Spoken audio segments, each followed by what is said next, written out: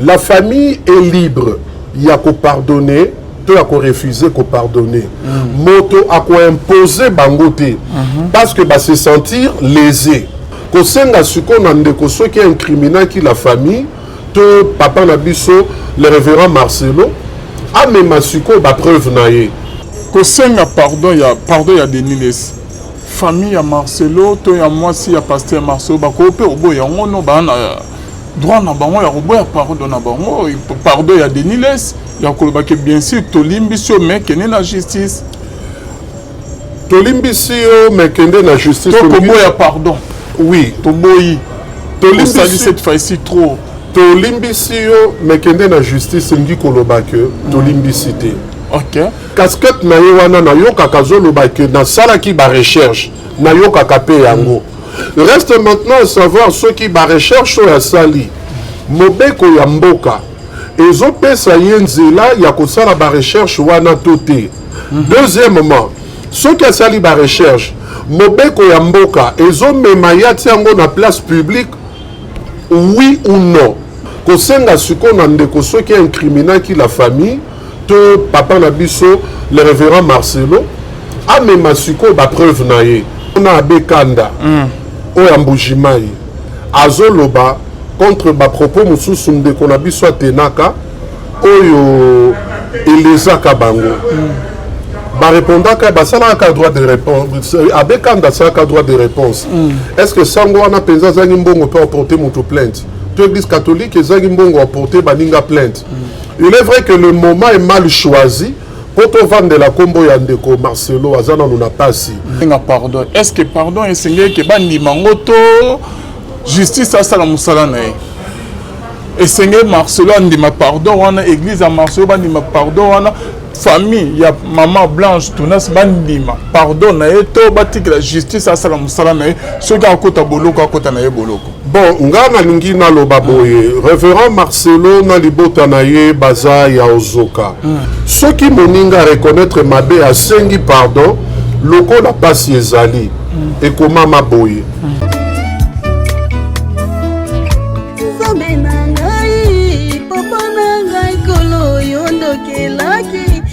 mwana na yo mimie zambe na ngai papa na ngai papa yo ndokelaki ngai mwana na yo mimie ngana yebi ete nasalelaki yo mabe mingi soki koyeba mbele nasalaki yango te ngana yebi ete nasalelaki yo mabe mingi kozanga kotosa ememelanga etumbu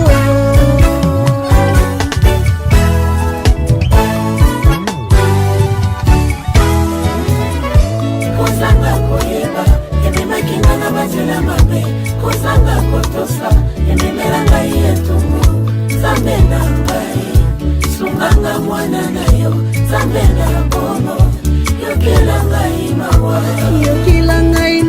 nasengi yo pardon ye kozanga koyeba ememakina na bazela mabe kozanga kotosa ememelanga yetumu zambe na ngai sunganga mwana na yo zambe na bomo yokelanga imawa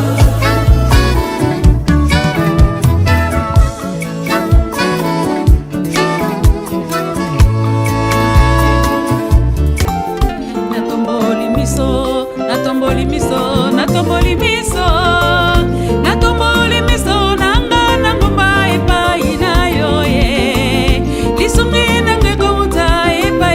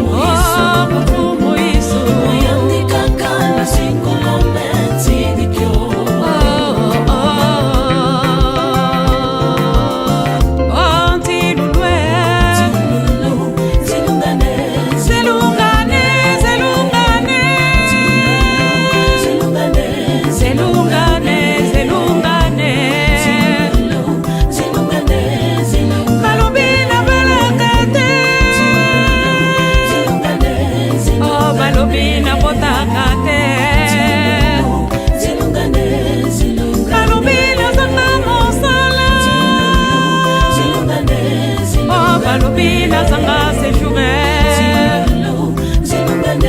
zelungane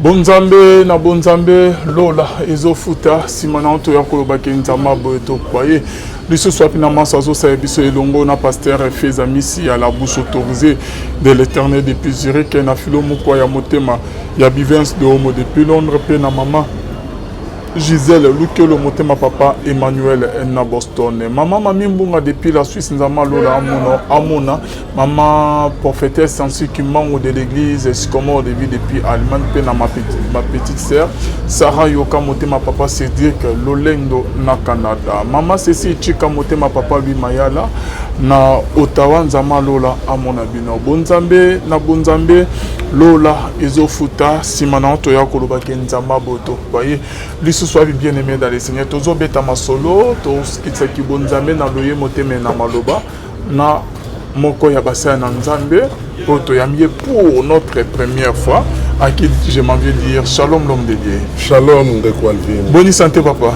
Nzamba zo batela kando zo mona boy santé za. Zo mona que ça va papa très bien habillé. Merci na olandoka muki merci. Yo kalom de Dieu. Merci beaucoup papa lilo wana ba o wa monyo pour la première fois. Ba moninga pour la première fois na chaîne Oyo Nzambe a Pambola Bino Nzamba Zong Selabino il y a ebele d'entrée de jeu dans loba ceux qui émission Koutino na maladie bobika na kombo na Yesu ceux qui besoin na ba problème to ba souci solution ezakaka Nzambe na bon moi bolanda biso bo pambwama. Merci beaucoup l'homme de Dieu Zali prophète apôtre évangéliste Naza pasteur Placide Moulaba, Nde Kombonanga, Placide Moulaba, Naza pasteur responsable, il y a Assemblée chrétienne les Colombiers, et ça na Lemba, na avenue Maïko, numéro 14, na Lemba terminus, Nde place église, on a li Kotambolisa Eza. Donc voilà où est Alinga Yangoana, Naza marié na maman Tebe Moulaba. Tout ça, on a mis balé, Roselle, na Morel, Bangomioso, Bamoulaba. Ok, merci beaucoup papa, félicitations. Merci. Papa s'est marié, Nazali divorcé, Nazali marié. Parce que comment on a permis na maman qui bonzambe. Chez vous les pasteurs beaucoup de monde normal. Bon, na grâce à Nzambe, naza divorcé té, naza pe remarié té.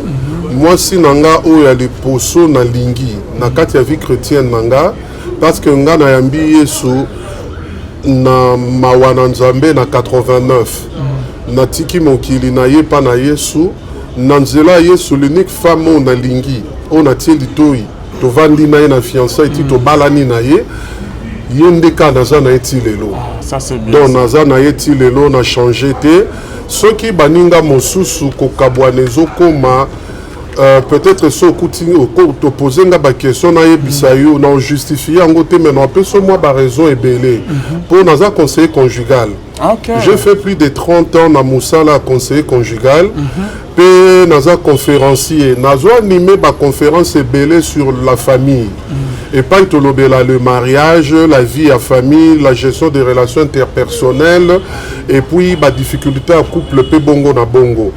Donc na moi ba conférence belé na organisé na ba couple ba sali Nzambe nous en ba réponse au peu ça s'opposer na ba question dans ce sens. Mais quand même que ba oyo ba ninga na o mususu ba amino o ba divorce ba ça la péché quand même. Jusqu'à présent dans nos divorces c'était ça peut arriver on ne sait jamais.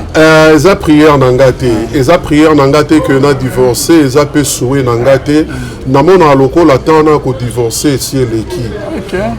C'est prouvé que ba échec ya mariage o esalaka que bato bakabwana ezala mingi entre le premier jour à libala tiboko mana 2 ans. Okay. Na 4 il y a 2 ans wanande et la kisaka penza ceux qui bobengami ko vendre longo toté. Biso déjà te cite lekiango to balani le 1er janvier 2000 par la grâce du Seigneur. Donc on a une vingtaine d'années na libala. Baninga o bazo kabwana wana otuni ceux qui eza péché toté. réponse eza oyo po tobenga yango péché ou pas ebongi toyebana no cause ya divorce na bango. Les gens pensent souvent que quand un homme de Dieu divorce ezalaka kaka mosala nzambe ndaboyi mwasi. Or basala nzambe mosusu alingi mwasi abondela mwasi mais mwasi mutu aboyi ye. Mwasi mutu atiki ye. Nayebi ka ya couple moko mama pasteur mutu atrichaki. Mama pasteur a triché baye kokanga bango na kati ya kikoso na frère wabeta clavier na église. Ah bon? Oui, na frère wabeta clavier na église. Eza likambo yebanaki likambo ya soni. Batu baye bavandeli masolo. Pasteur alobi na yoki pasi na likambo si na nga asali na limbisi po na posa na ye. Na miso ba parents pe na ba famille na ngina lo banabino que na posa to continuer na ye. Mais maman pasteur a lobby, je préfère na continuer na clavieriste. Olimbi singa na yabi yango merci pour pardonner nga mengano moi to continuer zate na continuer na clavieriste. Dis-moi un peu za li solo ba bête la batunio sauter. Mais ba okamata mosala nzambo yo ba okotisa ye na lo ya ba pasteur to ba prophète to ba apôtre baza divorcé. Or il a divorcé pour une raison est valable. Yété, babo indeye. Avant d'après bongoté, il ira se remarier. Omoni, dans la Bible boy divorce, mais Bible est autorisé pour divorce. Oui, Bible zobo ya divorce, mais ça autorisé divorce naka, y a infidélité. Là aussi il y a à manger et à boire. Koluka kolande l'infidélité et zanini. Non, c'est pour la mokomusuto vendre la cas sujet moko sur l'infidélité. Toye banan ezanini po ba école eza mo ebele lelo. Oui, école moko ezoloba infidélité eza soki mwasi to mobali abimi na moto mosusu. École musu elobi non, l'infidélité c'est la désobéissance ou le dérapage par rapport à une ligne de conduite tracée. Toyokanaki to tambola boy. Mais l'un des partenaires accueillis à l'encontre du convenu. Nayoka bamusu bazolo babisaki lambelanga ndunda ya lambela ko kikalakasi. Olobane repasser nga lingi te zape infidélité. Bo wane zape école mususu. Ya on a lobi to vendre lango penza jeu mususu qu'on essaye un peu d'en parler en profondeur. Ba ka divorce ezoko mana baninga na biso basali na nzambe. Ezana oya masumu pe. Ezana oya masumu po lelo na kati ya musala na biso ba lukilik ba mwa mingi. Ba o batiraka surtout ceux qui bougent. Baza ebele oui ba lukilik baza mwa mingi. Ba lukilik wana bauti wapi? Ndeko Alvin soki tozongi na histoire nano ya polygamie ya mobulu na lekwa ba papa na biso. Cause nango ezalaka mingi oyo. Batangi na ba internat chez les catholiques. Mibali bazaki otanga place na bango, basi pe place na bango. So ba moni yo mwana mobali ozo solo na mwana mwasi ba sanctionner yo. To mwasi ba moni ozo solo na mwana mobali, tu seras sanctionné. Le prêtre faisait cela juste pour na kobattre la bana objectif bayaki nango zalaki ya otanga. Bakota te na vie à désordre sexuel. Siko ba parents na biso belé bakolaki ba chaste.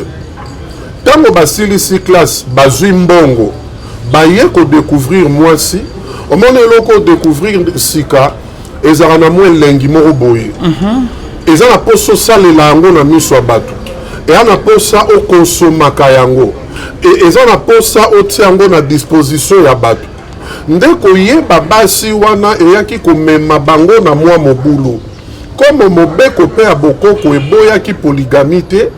Ils en ont profité. Ce qu'on a eu en réalité wana lelo. La plupart d'hommes de Dieu, ba bongoli motema pe na bolenge. Azalaki mwana bongoli motema aleki na mwa vie à désordre sexuel te. Aye ko découvrir ce qu'on elengi ya mwasi na makambo ya Nzambe. Tango abali nda découvrir elengi ya mwasi. To aye ko découvrir elengi ya mwasi na kokweyaka tentation moko boye. Akoki ko surmonter en côté à succomber. Le qu'on a découvert elengi ya mwasi et comme suko kotinda ye a papillonner. Azui oyo ya ngiaye babazaka ndenge nini. Et ce qui pe wana te la gloire du ministère. Kembo oyo ejingaka bonzambe. Soko tangi na construction ya tabernacle, eza na babiloko mosusu batonga yango na libaya, me badore yango, balatisi yango wulu, epesi yango bonzenga moko boye, epesi yango kitoko moko boye. Gloire ya Nzambe pe zingaka ba serviteur na ye. Or, tango gloire ezo zinga moto, ememaka malamu na ya mabe. Yesu azoloba, bokonza likolo kokani na moto moko ake koloba mbisi. Abwaki moniama ebendi mbisi. Metango azofongola file na ye, akuti na bambisi, na bakongo bololo, na milangi ya plastique, na biteni ya nzete na kati.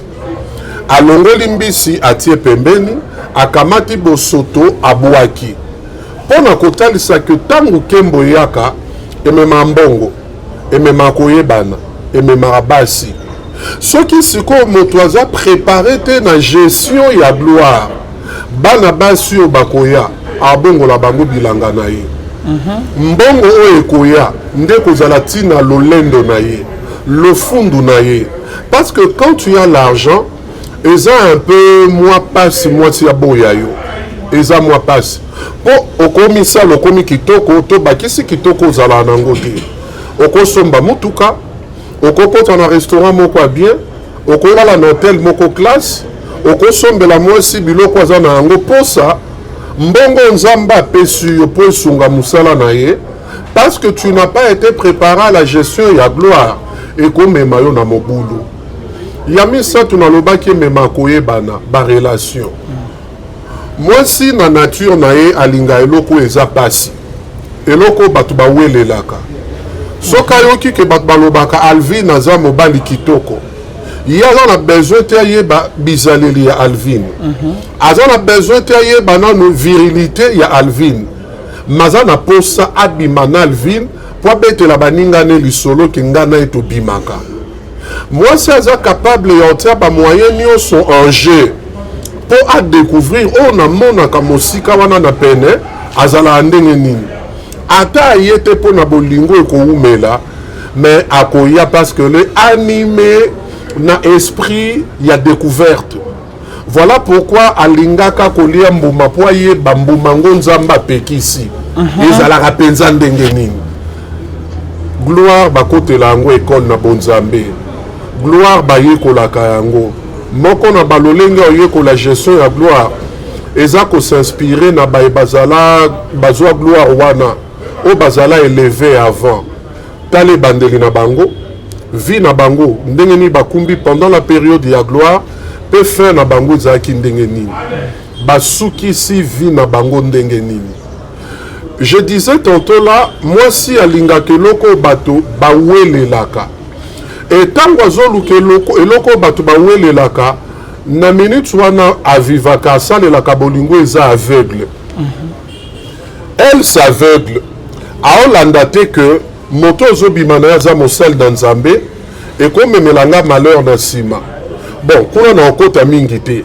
Mwasi yango sikoyo aye koluka mosali ya Nzambe akuti pe mosali ya Nzambe wana déjà porte ya ofungwama. Tu m'as vu partager avec quelqu'un au téléphone dans coulisse awa.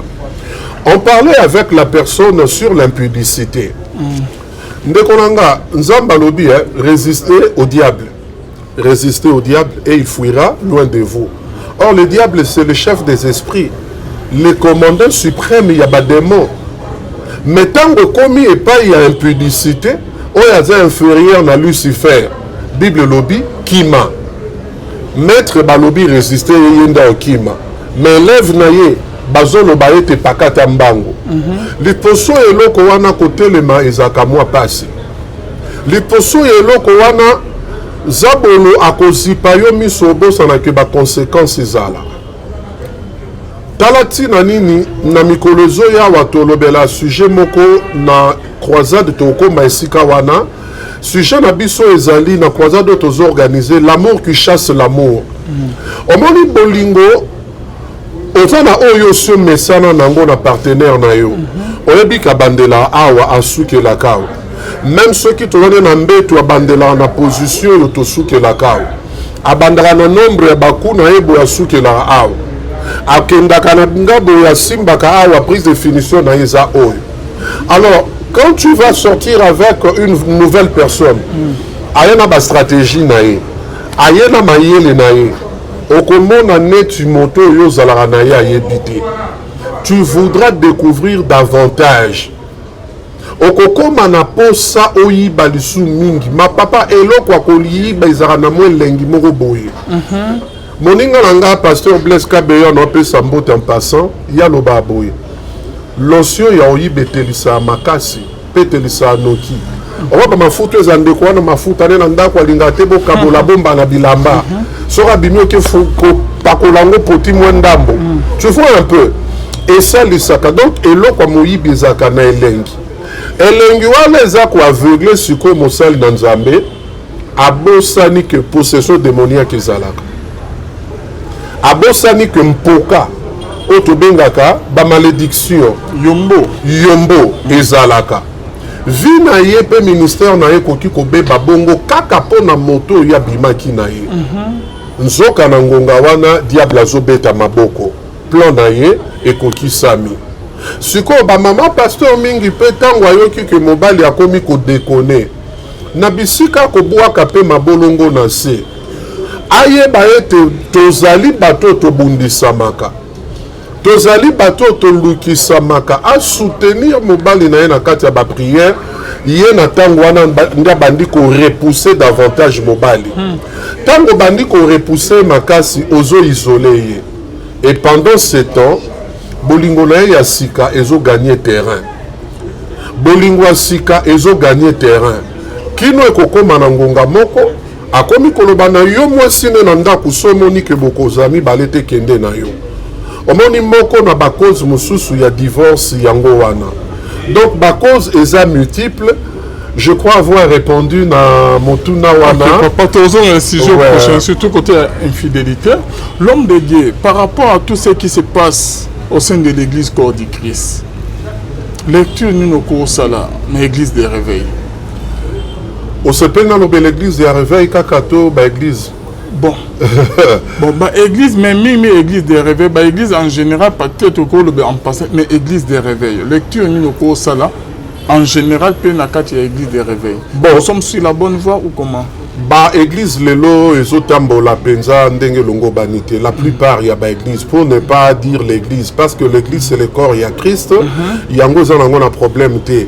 Mais surtout le beli nos églises locales, nos assemblées, nos temples, nos paroisses. Moi etamboleli ezaki toko mingi te. Parce que tozaki comme on a avant même chez ba prêtre bazaki ba modèle basango bazaki modèle ba modèle mais le lot coûte pas basango na pédophilie ekota pédophilie ekota eza na basango ba commencer na ba kisi ya match yebani omoni équipe ezobeta sango asaleli bango kisi donc pour na loba que mabe etiki esikate ekoti partout toye na kati ya ba église ya réveil eza émanation ba église pentecôtiste yango pe uti na ba église protestante dans la plupart na bango etamboleli ebebi mwa mingi etamboleli ebebi nous ne sommes plus ba modèle bato bakoki ko s'inspirer na yango le paganisme ezu esika dans l'église a komi ko s'inspirer na mabe église akoti na kati ya babeuse kombo ya Yesu ekomi marchandise bana na nzambe bakomi bilanga respect ya le sacré eza lisusu te na podium na estrade epai oyo toyaka po mosala ya nzambe atelema communiquer la pensée du Seigneur na lokuta ekoti wana. Il y a des sœurs qui ont été enceintes sœurs bapesi ezemi olandeli ekotaki wapi na nuit de prière basalaki bosoto na bango wapi na kati église na kati ya temple na pasteur na prophète na sango. Donc le respect du sacré eza lisusu te ça dérange mais tout ça la bonne parce que ça a été prophétisé, ça fait partie des signes précurseurs. Il y a avènement, il y a Jésus-Christ. Notre Seigneur a dit quand vous verrez l'abomination de la désolation dont a parlé le prophète Daniel, s'installer dans les lieux très saints. Boyeba que motoali kotanga afongola mayele. Koya na mwana moto et komi pene. Et sengela qui te trouvé biloko wana na temple. Mais Christ a permis que esalama ezala pona biso lokola sonnette d'alarme o ekofongola mayele ya ba vierge sage. Baye baye te to sengeli ko garder davantage mafuta na biso parce que très bientôt celui qui doit venir viendra. Il viendra à côté le sous-souté. Celui-là c'est Jésus-Christ. Mabe wana koti na kat église réponse à mi baleza les infiltrés. Infiltrés ba brebis galeuse ba koti trop na kat ya musala na Nzambe. Bateau baza na appel authenticité. Bateau bazo hérité ba église sans appel ya Nzambe. Bao bazo bima sans appel de Dieu na rébellion. Bake kosala ba église na bango. Bateau bazo bima na musala na Nzambe lokola ba Melchisedek. Donc moto azanga l'histoire ya molimo, azanga tata, azanga mama oya pasole lienzela. Bateau ya lolenge wana les électrons libres. Bakotisipe moi désordre ya makasi. Ndezo sala que tous nous sommes confondus. Yango yoki ezolo ba maete église ya lelo. Vraiment ça laisse à désirer pour bizaleli ya mabe ezamingi. Et il y a misatu na question l'église est instrumentalisée aujourd'hui par la politique. Comment ça? Baï politique, baï infiltré église makasi.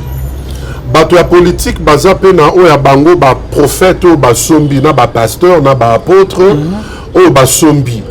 Bazape na oya bango ba sango ou ba sombi. Toyebaka na ba biyambo tozala kobanga ya kala ba science occulte biyamba na oyo nalingi kotanga kombo te tango mosusu parce que na tolobela le christianisme kondongwana kokabwana ezalaka te mais lelo komona ke ba tendance ekoma mwa mingi soko landi ba kosuwana na bango namona basusu babundaka na stade oyo stade de martyr mokola ko clôturer mabondeli na bango bitumba ebima bakoma 2 camps soko landi lisolo na balobi il y avait moi le boko moko politique na sima o bazali ko opposer bango nde biloko kwa moi pasi o ekomi lelo ba o baza fabriquer baza mais apena ba sombami na mbongo o ba bongoli ecclesia na Nzambe bisika ko ya kosala ba discours politique oubliant que na kati ya bandimi tozaka na bango ba tendance eza ebele. Ba tendance eza ebele. Nga na oto travailler na cabinet politique pendant 3 ans. Non soutenir ministre nangai, non soutenir parti naye, non soutenir na makamnyo so quoi que naza membre effectif ya parti wanate, mais na soutenir ba action na bango parce que non ça la kuna. Mais j'ai su faire la part des choses. Discours ya politique on a tika no memango na église te pour na 4 églises bato fayu le bazar il y a Félix Tshisekedi bazar bato ya Moïse Katumbi bazar il y a Délice Sanga bazali tango siko nga na kamati tendance politique nanga na memi yango du haut de la chair na kotisi inimitié bokabwani bondongwani na 4 églises donc na BBC omoni moi babibizaleli oyo esali ke lingomba na Nzambe lelo efingisama yango wana. Merci beaucoup l'homme de Dieu. Ce que to koti na makambo ezo se passer awa to megempe osolo la ona yo. Réaction na yoko zande ni tango moni ke mosala na Nzambe moko akufeli mosusu atelemi azo critiquer azo lobela mabe et comme il paraîtrait que Moussous a mis un parquet à Kanisi, prophète de Niles, et comme Bamaramou Ebele, et comme il a un pardon.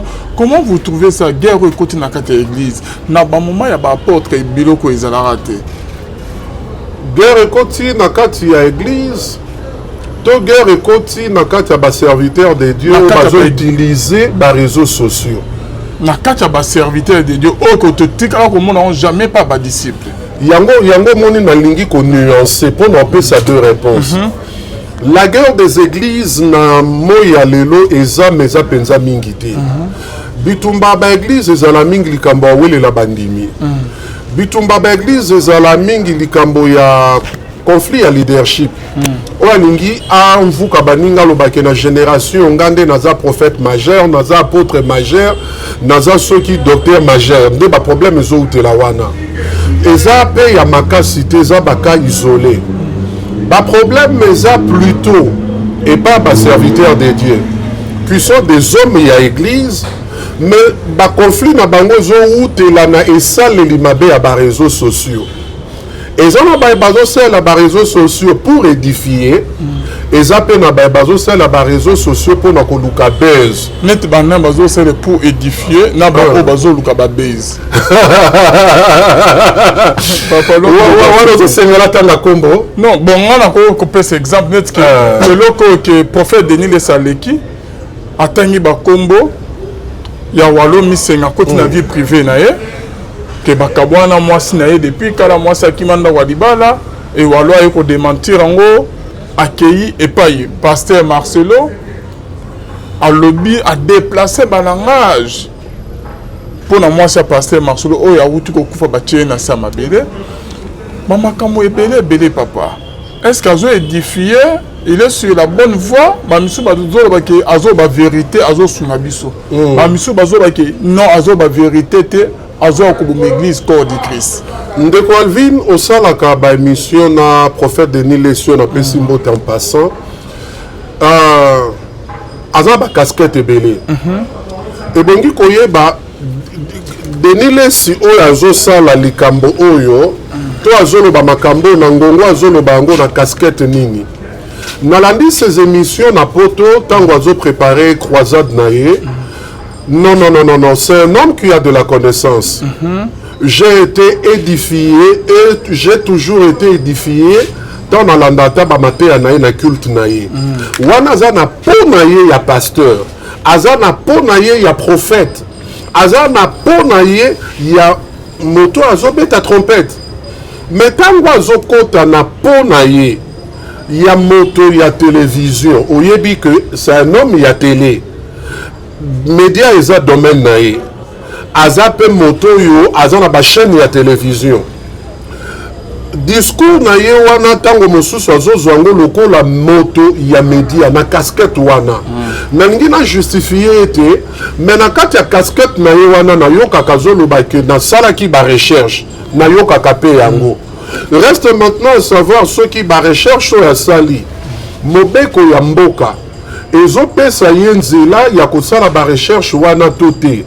Deuxièmement, ceux qui asali ba recherche mobeko ya mboka ezomema ya tiango na place publique oui ou non. Côté wana nde na yebi penza mobeko te. Ndeko Alvin, nantaloba na yo tantôt là que na travaillé na kati ya cabinet ministériel pendant 3 ans. Mosala na sali yango lokola politique. Donc nazaki pe naza na casquette mibale. Pasteur Placide azoloba lokola pasteur na makambo etali ya nzambe ana ndengo olobela. Soki nalingi koloba lokola moi politique na moi moke nzamba permettre que na yeba na pe na discours à obtenir.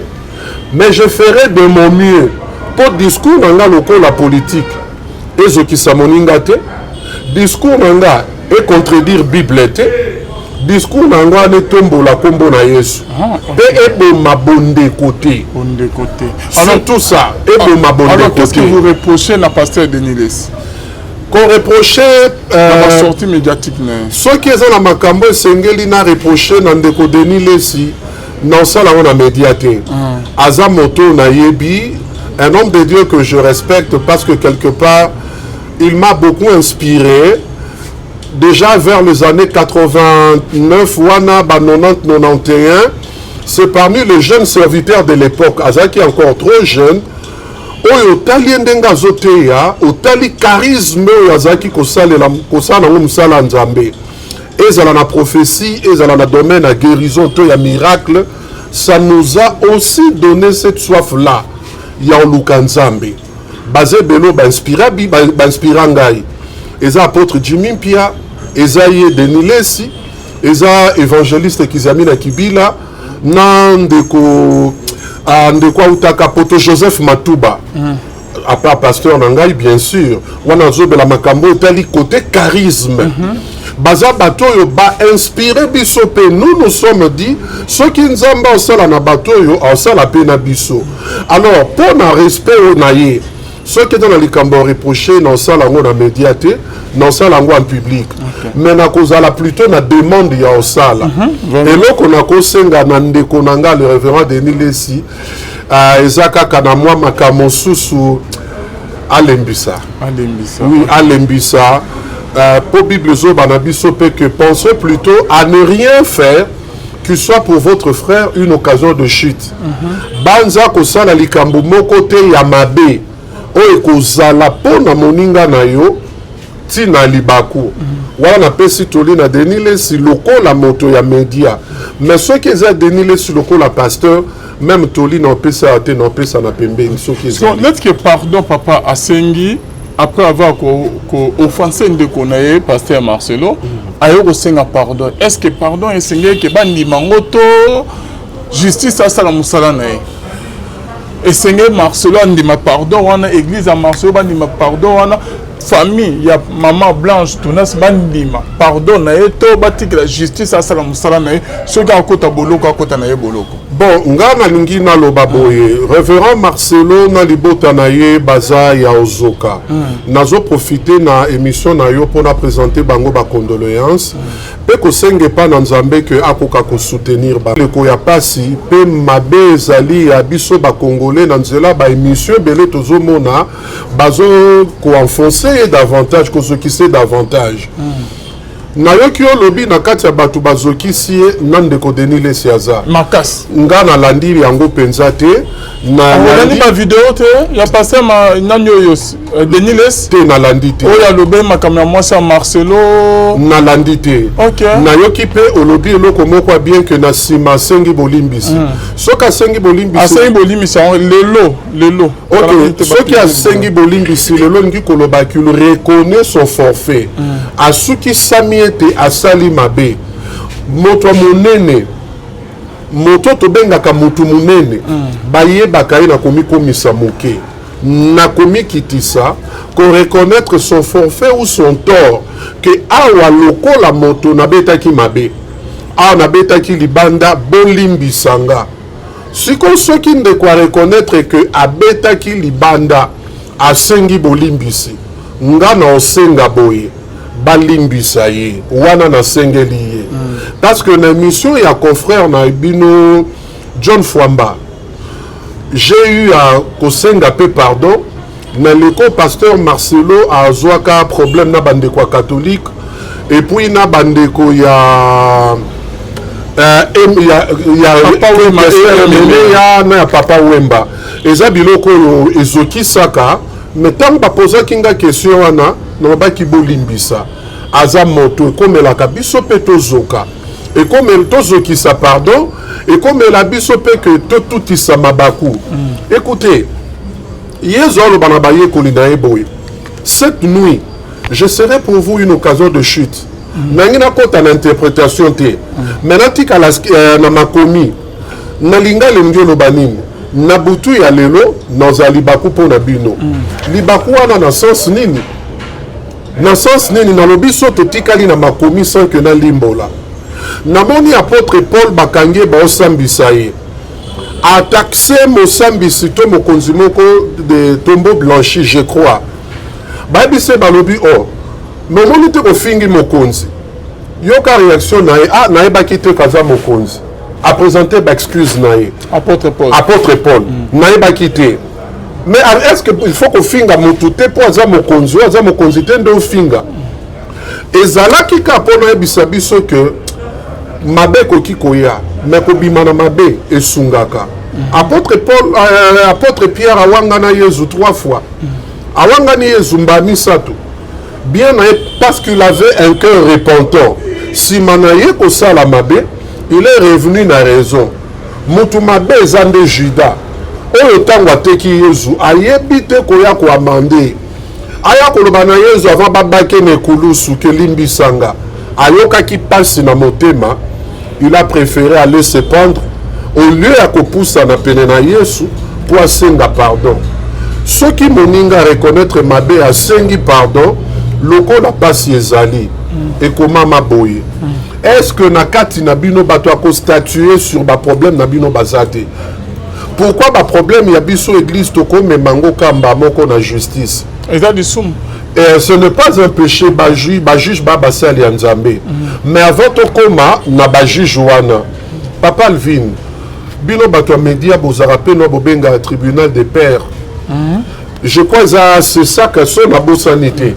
Ceux qui UNPC ceux qui problème moko ezali na monaka ba traduisa ka mususu na justice mais UNPC senga lobité bozongisa na no problème on n'est pas na biso to luka ko réconcilier bango et ils ont réussi bandeko wana ya kozongisa kimia bondeko na kati ya bato ebele po ni biso to kosala ngote na moni na matanga wana ba papa na biso ya batambolisi église ya Congo bazalaki presque de ce côté là pe nazo fustiger moi mokie kumbeli na bangwa musala Nzambe ba mi benga ba papa ba mi benga bampaka mais ba yebi te ko aider lingomba pona kimia parce que bango moko na boyoka nezo zalate ezo affaiblir église Nzambe makasi.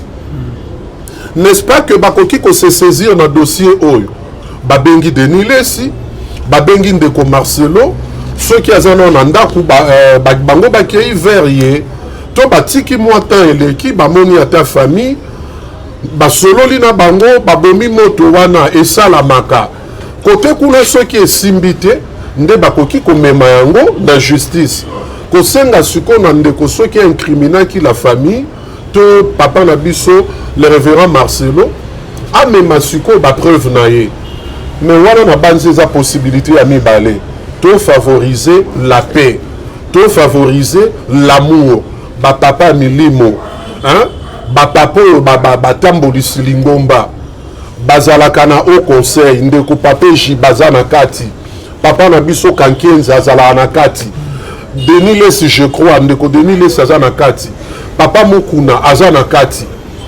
Babenga ndeko babandeko basali na Nzambe et au sala biso sengo soki toyoki que cette fois-ci au moins ba réussir comme makimia entre les deux hommes de Dieu au bakoti na moi kozanga koyokana suite à moi imprudence moko to manque ya sagesse na gestion ya makambo susu.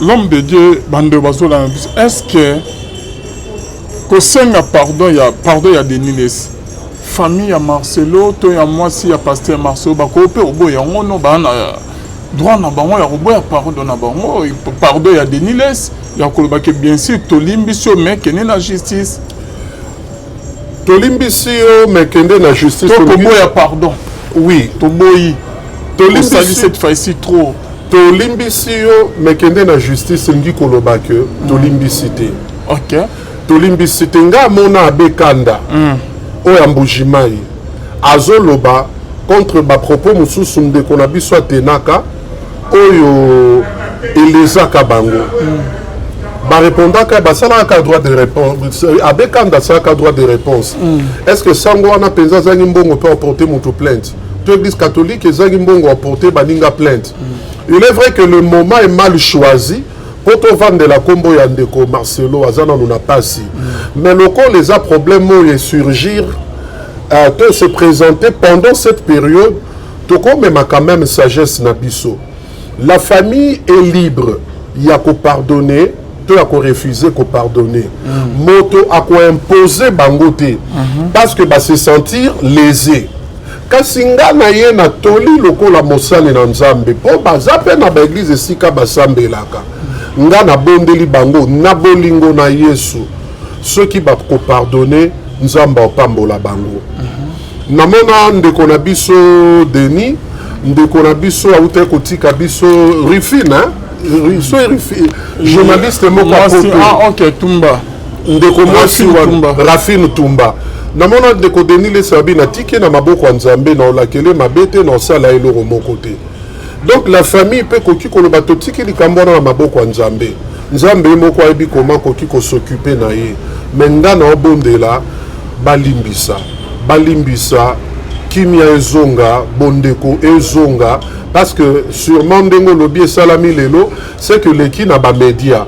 Or ko sala yango eleka na ba média ngi koloba ete asengi pardon moko publiquement na kobata mate moto nyonso ayoki juju kutu asengi bolimbisi ba pardonner po nini pete bakolimbisa ndeko na biso na bolimbiso ya sengi.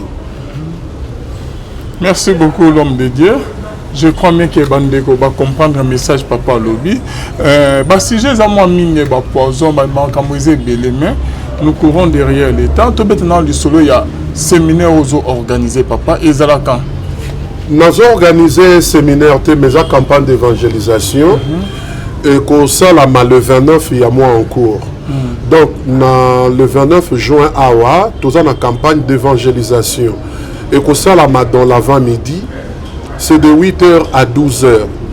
Et ça na Lemba, dans la salle il y a Alliance franco-congolaise il y a Lemba.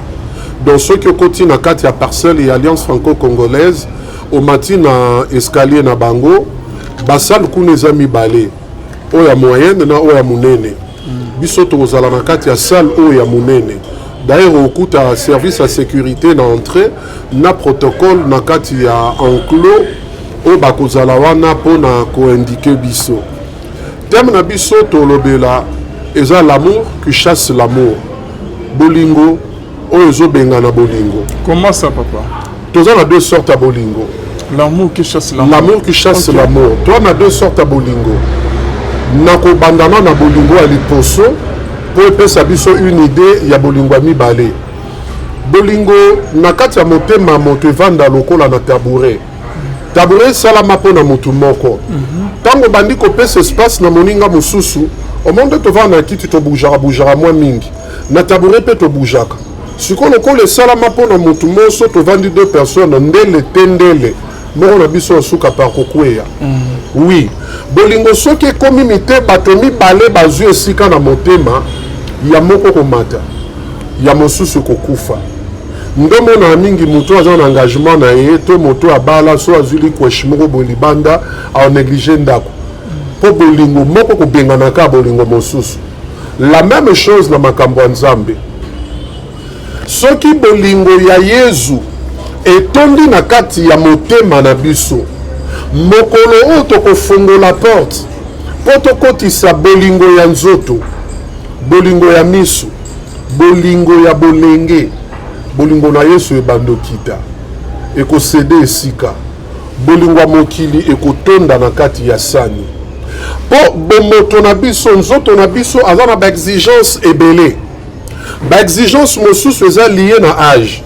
Je prends par exemple mobali to mwasi wa bandiko avoisiné une cinquantaine. Akutana kaneloko tobengi démon du midi. Wana eza na dictionnaire. Démon du midi bazo définir ango lokola ezaleli to posa o elamukaka na kati ya mwasi to mobali wa bandiko avoisiné une cinquantaine. O ekendera kolamusa curiosité na ye. Ezotinda ye ameka bolingo ya libanda. Ameka no mwasi mosusu, ameka no mobali mosusu. Ndomoni ba papa na ba mame bele so mobulu kokote yaka na ba tranche ya âge wana.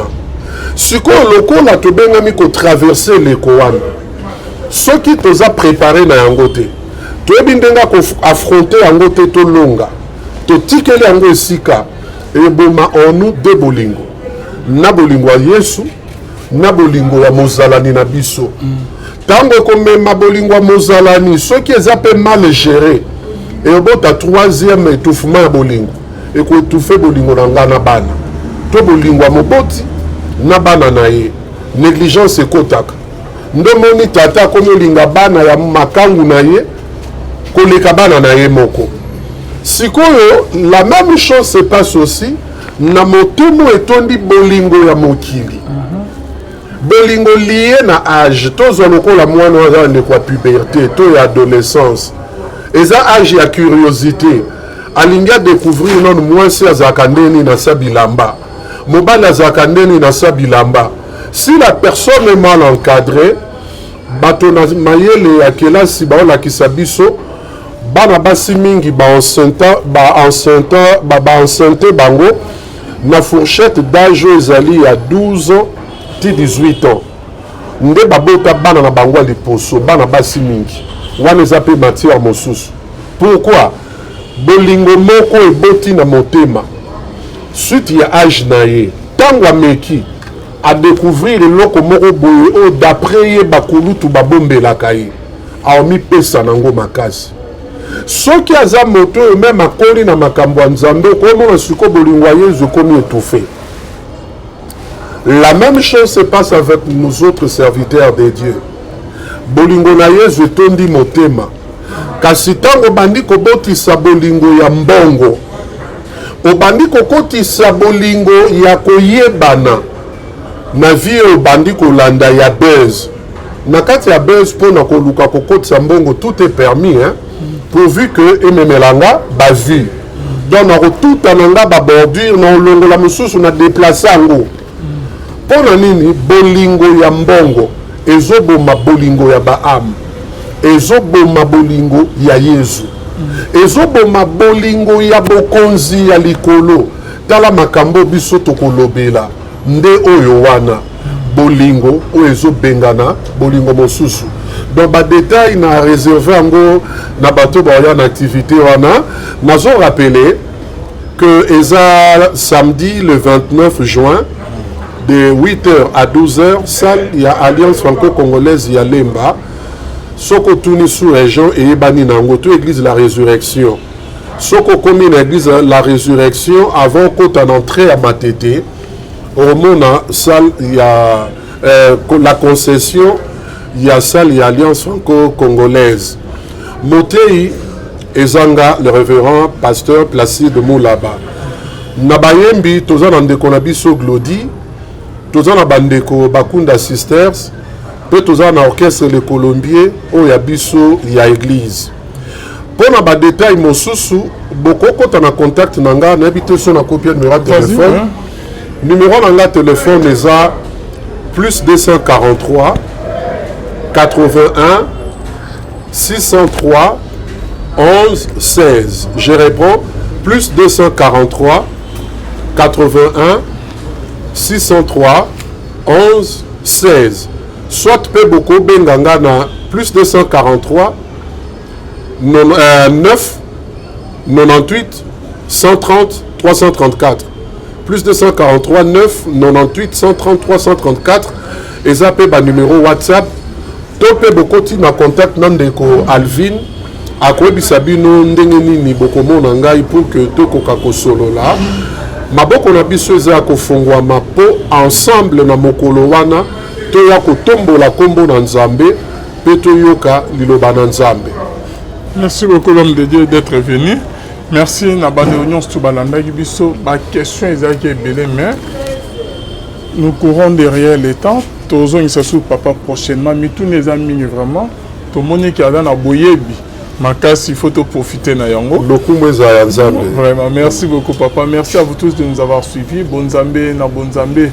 Lola ezo futa nazo pesa bino pe invitation nazo beng sabino le 9 août, le 10 août, le 11 août 2024 à partir de 13h na palais du peuple campagne d'évangélisation et longona pasteur Bostra Charles Bameko l'homme de Mopanga oyo a bengi sibino nyonstu awawa na Kinshasa le 9 août, le 10 août, le 11 août 2024 à partir yaba 11h à partir de 13h na palais du peuple. Bonzambe na bonzambe lola ezo futa simona otoya ko lobake nzama boye to kwaye biso swapi na mansa zo saida biso. Merci na bino nyonso to tozali na papa.